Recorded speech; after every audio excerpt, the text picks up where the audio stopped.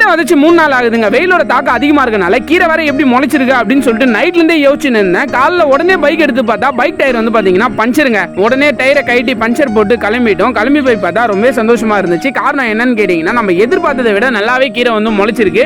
இது எப்படி வரும் அப்படின்னு சொல்லிட்டு வெயிட் பண்ணி பார்க்கணும், வெயில் அதிகமா இருக்கனால. ஆனா இப்போ வந்து பாத்தீங்கன்னா ரொம்ப சந்தோஷமா இருக்கு நண்பா. அடுத்த கட்ட வேலையை வந்து தொடங்கிட்டோம். என்னன்னு கேட்டீங்கன்னா, இப்போ நம்ம விதைச்சோம் இல்லையா, இந்த கீரையை வந்து நம்ம 3 நாள்ல ஓட்டுருவோம். அதுக்கு அடுத்து கண்டினியூஸா வரா மாதிரி அடுத்தடுத்து வந்து பாத்தீங்கன்னா நம்ம விதைச்சிட்டே போறோம். இப்போ நீங்க பாக்குறது வந்து பாத்தீங்கன்னா 4வது நாள் நண்பா. ஒரு நாள்ல எந்த அளவுக்கு கீரை வளர்ச்சி ஆயிருக்கு அப்படின்னு பாருங்க நண்பா. நம்ம வந்து பாத்தீங்கன்னா தரமான கடலையை செலக்ட் பண்ணி செக்காடி வந்து பாத்தீங்கன்னா கலப்படம் இல்லாத கடலை எண்ணெய் வந்து கொடுத்துட்டு இருக்கோம். வேணுன்றவங்க மேல உள்ள வாட்ஸ்அப் நம்பருக்கு வந்து பாத்தீங்கன்னா மெசேஜ் பண்ணுங்க நண்பா. அதுக்கப்புறம் நான் எப்பவும் போல வந்து குப்பை எருவு வேணுங்க. அடி ஒரு நாளே நம்மளை பொறுத்த வரைக்கும் குப்பை எருவு தான். இது இல்லைன்னா எந்த பயிருமே வந்து தெளிவா வராது நண்பா. ஸோ முடிஞ்ச அளவு குப்பை எருவு வந்து பாத்தீங்கன்னா நல்லா போட்டுக்கிறோம். அதுக்கப்புறம் இந்த வாட்டி வந்து கொஞ்சம் பருப்பு கீரை விதைக்கிறோம். மற்ற எல்லாமே வந்து பாத்தீங்கன்னா எப்பவும் போல சிரிக்கிறதா நண்பா. ஒரு இலையா வெயிலுக்கு முன்னாடி வந்து பாத்தீங்கன்னா வேலையை முடிச்சு தனி மாறிட்டு கிளம்பியாச்சு.